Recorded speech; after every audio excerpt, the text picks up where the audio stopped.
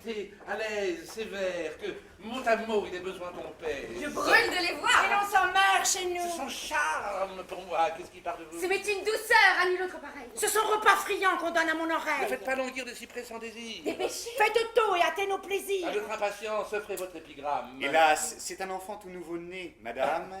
Son sort assurément a lieu de vous toucher, et c'est dans votre cour que j'en viens d'accoucher. Pour me le rendre cher, il suffit de son père. Votre approbation lui peut servir de mère.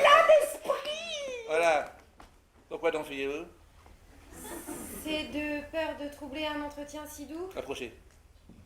Et venez de toutes vos oreilles prendre part au plaisir d'entendre des merveilles. Je sais peu les beautés de tout ce qu'on écrit, et ce n'est pas mon fait que les choses d'esprit. N'importe. Aussi bien, et j'à vous dire ensuite, un secret dont il faut que vous soyez instruite. Les sciences n'ont rien qui vous puisse enflammer, et vous ne vous piquez que de savoir charmer. Aussi peu l'un que l'autre, et je n'ai nulle envie. Ah, songeons à l'enfant nouveau-né, je vous prie. Allons, petit garçon, vite de quoi s'asseoir. On est pertinent. Est-ce que l'on doit choir après avoir appris l'équilibre des choses? De ta chute, ignorant, ne vois-tu pas les causes? Et qu'elle vient d'avoir du point fixe écarté ce que nous appelons centre de gravité? Je m'en suis aperçu, madame, étant par terre. Le lourdeau. Bien lui prend de n'être pas de verre. Ah, de l'esprit partout. Cela ne t'arrive pas. Servez-nous promptement votre aimable repas. Pour cette grande faim qu'à mes yeux on expose, un plat seul de 8 vers me semble peu de choses, et je pense qu'ici, je ne ferais pas mal de joindre à l'épigramme ou bien au madrigal le ragoût d'un sonnet qui, chez une princesse, a passé pour avoir quelques délicatesses. Il est de sel attique assaisonné partout, et vous le trouverez, je crois, d'assez bon goût. Ah, je n'en doute point. Prenons vite audience. Je sens d'aise mon cœur tressaillir par avance. J'aime la poésie avec entêtement. Et surtout quand les vers sont tournés galamment. Si nous parlons toujours, il ne pourra rien dire.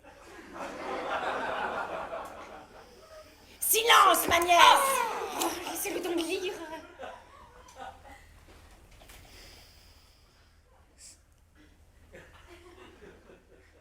Sonnet à la princesse Uranie sur sa fièvre. Votre prudence est endormie.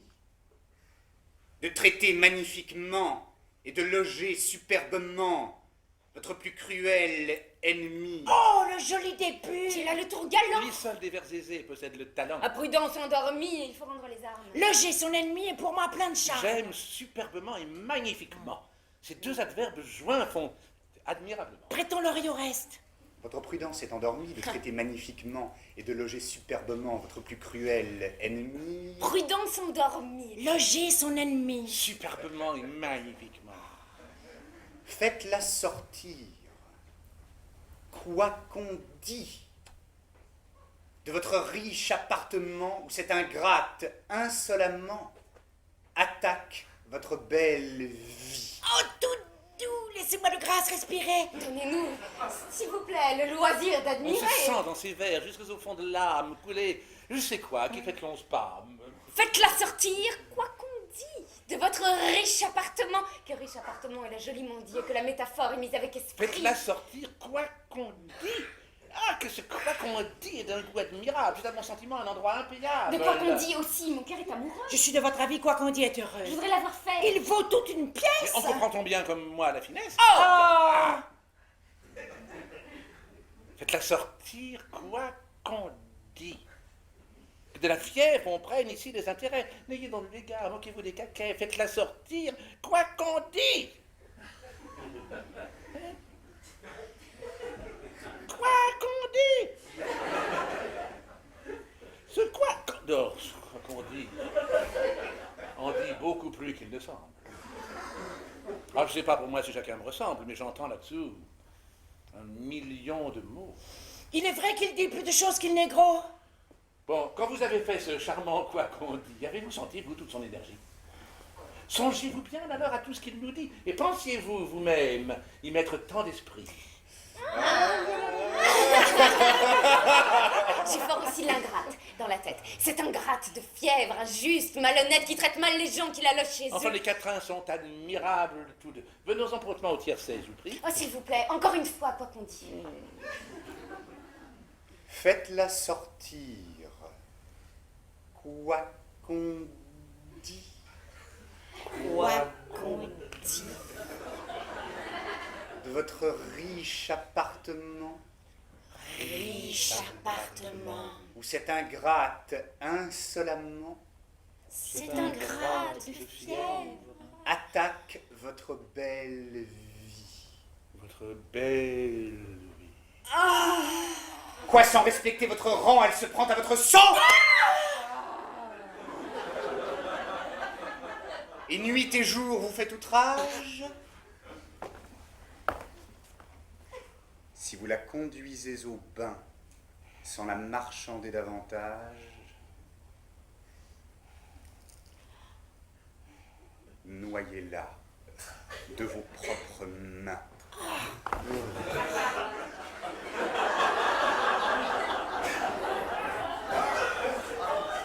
On n'en peut plus.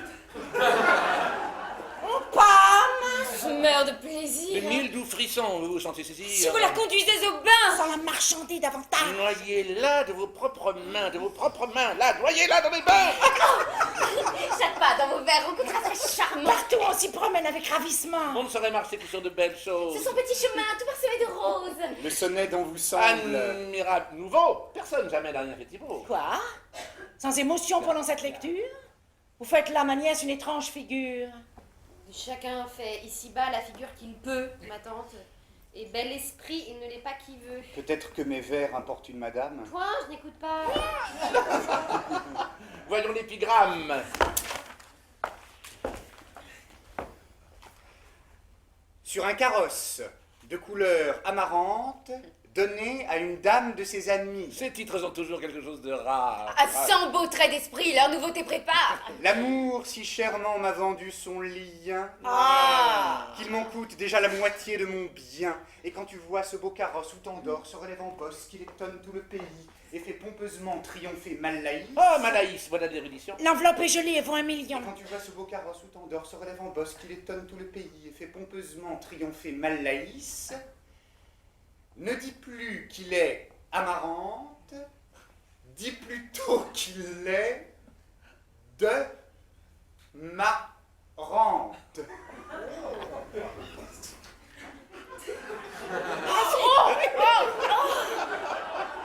Celui-là ne s'attend point du tout. On n'a que lui qui puisse écrire de ce goût. Ne dis plus qu'il est amarante, dis plutôt qu'il est de marante. Ah.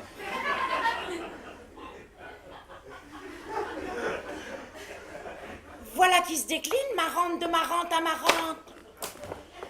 Je ne sais, du moment où je vous ai connu, si c'est votre sujet, j'ai l'esprit prévenu, mais j'admire partout vos vers et votre prose. Si vous vouliez de vous nous montrer quelque chose, à notre tour aussi nous pourrions Je n'ai admirer. rien fait en vers, mais j'ai lieu d'espérer que je pourrais bientôt vous montrer en ami 8 chapitres du plan de notre académie. Platon s'est au projet simplement arrêté quand de sa République il a fait le traité. Mais à des faits entiers, je veux plus l'idée que j'ai sur le papier en prose accommodé, car en fait je me sens un étrange dépit du tort que l'on nous fait du côté de l'esprit. Je veux nous venger, toutes tant que nous sommes de cette indigne classe où nous jette les hommes de borner nos esprits à des futilités et nous fermer la porte aux sublimes clartés. C'est faire à notre sexe une trop grande offense de n'étendre l'effort de notre intelligence qu'à juger d'une jupe et de l'air d'un manteau ou des beautés d'un poing ou d'un brancard nouveau. Il faut se relever de ce honteux partage et mettre hautement notre esprit hors de page. Pour les dames, on sait mon respect en tout lieu. Et si je rends hommage au brillant de leurs yeux, de leur esprit aussi, j'honore les lumières. Le sexe aussi vous rend justice en ces matières. Mais nous voulons montrer à de certains esprits dont l'orgueilleux savoir nous traite avec mépris que de science aussi, les femmes sont meublées. On peut faire comme eux de doctes assemblées, conduites en cela par des ordres meilleurs, qu'on y veut rassembler ce qu'on sait par ailleurs. Unir le beau langage et les belles sciences, disposer de la nature en mille contingences et sur les questions qu'on pourra nous poser. Accepter toute secte, mais non point épouser. Je m'attache pour l'ordre au péripatétisme. Pour les abstractions, j'aime le platonisme. Épicure me plaît et ses dogmes sont forts. Je m'accommode assez pour moi des petits corps, mais le vide à souffrir me semble difficile et je goûte bien mieux la matière subtile. Descartes, pour l'aimant, donne fort dans mon sens. J'aime ces tourbillons. Moi, c'est mon de tombant. Il me tarde de voir notre assemblée ouverte et de nous signaler par quelques découvertes. On en attend beaucoup de vos vives clartés. Et pour vous, la nature a peu d'obscurité. Pour moi, sans me flatter, j'en ai déjà fait une. Et j'ai vu clairement des hommes dans la ligne. Je n'ai point encore vu d'hommes comme je crois, mais j'ai vu des clochers, tout comme je vous vois. Nous approfondirons ainsi que la physique, grammaire, histoire, vers, morale et politique. La morale, pour moi, a des sens qui peuvent charmer. Et c'était autrefois l'amour des beaux esprits. Mais aux stoïciens, je donne l'avantage. Jamais rien vu de si beau que ça. Pour la langue, on verra d'un peu nos règlements et nous y prétendons faire des remuements. Par une antipathie ou juste ou naturelle, nous avons pris chacune une haine mortelle pour un nombre de mots. Soit au verbe ou non, que mutuellement nous nous abandonnons, contre nous préparons de mortelles sentences, et nous devons ouvrir nos doctes conférences par la proscription de tous ces mots divers dont nous voulons purger et la prose et les Mais le vers. plus beau projet de notre académie, une entreprise noble dont je suis ravi, un projet plein de gloire et qui sera vanté par tous les beaux esprits de la postérité, c'est le retranchement de ces syllabes sales, qui dans les plus beaux mots provoquent des scandales. Voilà certainement d'admirables projets. Vous verrez nos statuts quand ils seront tous faits. Il ne saurait manquer d'être tous beaux et sages. Nous serons par nos lois les juges des ouvrages. Par nos lois, prose et vers, tout nous sera soumis. Nul n'aura de l'esprit hors nous et nos amis. Nous chercherons partout à trouver à redire et ne verrons que nous qui sachent bien écrire. Monsieur, un homme est là qui veut parler à vous. Il est vêtu de noir et parle d'un ton doux. C'est cet ami savant qui m'a fait tant d'instances de lui donner l'honneur de votre Pour connaissance. le faire venir, vous avez tout crédit. Faisons bien les honneurs, au moins, de notre esprit. Voilà. Je vous ai dit en paroles bien claires que j'ai besoin de vous. Mais pour quelles affaires? Restez. On va dans peu vous le faire savoir. Voici l'homme qui meurt du désir de vous voir. En vous le produisant, je ne crains point le blâme d'avoir admis chez vous un profane, madame. Il peut tenir son coin parmi les beaux esprits. La main qui le présente en dit assez le prix. Il a des vieux auteurs la pleine intelligence, et c'est du grec, madame. Autant comme de France. Du grec. Ah, ciel. Du grec. Ici du grec, ma sœur. Ah, ma nièce, du grec. Du grec! Quelle douceur! Ah, monsieur, c'est du grec.